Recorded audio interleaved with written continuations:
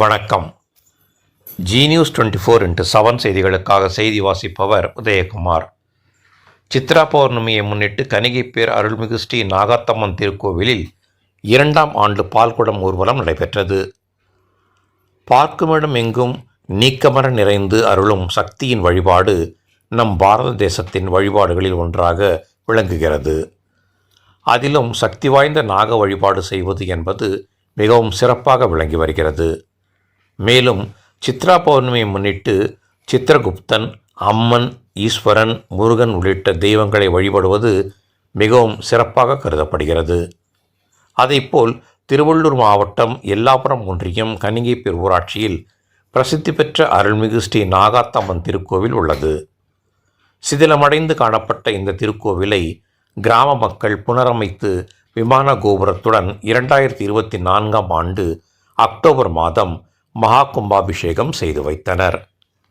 வேண்டுவோர்க்கு வேண்டும் வரம் தரும் அன்னை ஸ்ரீ நாகாத்தம்மனுக்கு சித்ரா பௌர்ணமியை முன்னிட்டு 2ஆம் ஆண்டாக பால்குட ஊர்வலம் சிறப்பாக நடைபெற்றது.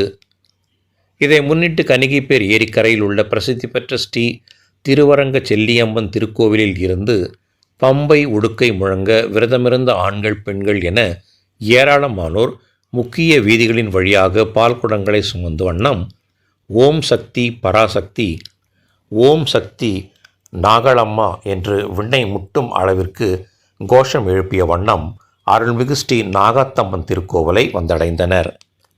இதன் பின்னர் வேத மந்திரங்கள் முழங்க ஊர்வலமாக கொண்டு வந்த பாலை மூலவருக்கு அபிஷேகம் செய்தனர். மேலும் 16 வகையான திரவியங்களால் மூலவருக்கு மகா அபிஷேகம் செய்தனர்.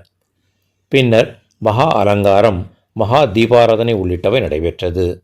இதன் பின்னர் அனைத்து பக்தர்களுக்கும் குங்குமம் உள்ளிட்ட பிரசாதம் திருக்கோவிலின் நிர்வாகத்தின் சார்பில் வழங்கப்பட்டது.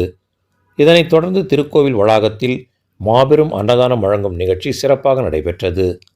இதில் சிறப்பு அழைப்பாளர்களாக எல்லாபுரம் தெற்கு ஒன்றிய திமுக செயலாளர் ஆ. சத்தியவேலு, திமுக மாவட்ட பிரதிநிதி KV வெங்கடாச்சலம், முன்னாள் ஊராட்சி மன்ற தலைவர் காயத்ரி உதயகுமார், முன்னாள் ஒன்றிய குழு உறுப்பினர் ஜெயலட்சுமி குமார் உள்ளிட்ட ஏராளமானோர் கலந்து கொண்டனர். நிகழ்ச்சிக்கான ஏற்பாடுகளை விழா குழுவினர்கள் G. Venkatesan, P. Selvam, S. Sivakumar, N. Ganesan, M. Nagaraj, KV Venkat, captain திருக்கோவிலின் பக்தர்கள், பெரியோர்கள், மகளிர் அணியினர், இளைஞர்கள் உள்ளிட்டோர் சிறப்பாக செய்திருந்தனர்.